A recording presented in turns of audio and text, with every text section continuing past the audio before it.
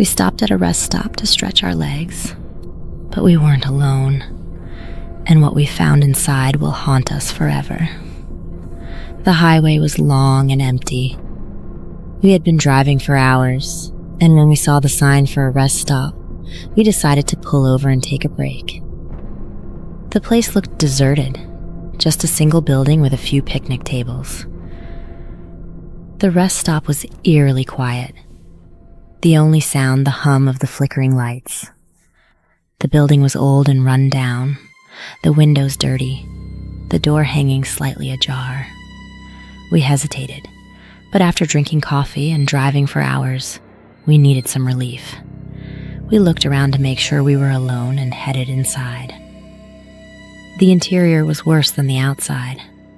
The air was thick with the smell of mold and decay. The walls covered in stains, the floor sticky with something we didn't want to identify. The lights flickered, casting eerie shadows on the walls, and the silence was oppressive, almost suffocating. We were about to leave when we heard it, a soft, muffled sound coming from one of the stalls in the bathroom. It sounded like someone crying, but the sound was distorted, as if coming from far away. We exchanged uneasy glances, but decided to check it out, thinking someone might need help. The bathroom was small and dirty, the mirrors cracked, the sinks covered in grime. The sound grew louder as we approached the stall, a pitiful wet sobbing that sent chills down our spines. We knocked on the door, asking if everything was okay, but there was no response, just the continued sobbing.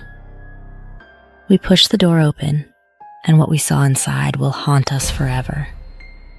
The stall was empty, but the walls were covered in scratches, deep gouges as if someone had clawed at them in desperation.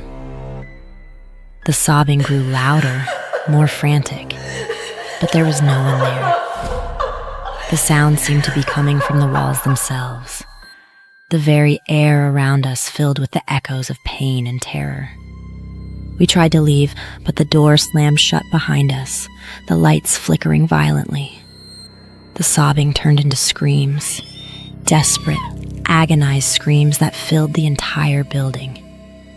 We could see shadows moving in the corners of the room, figures that weren't human, their forms twisted and distorted.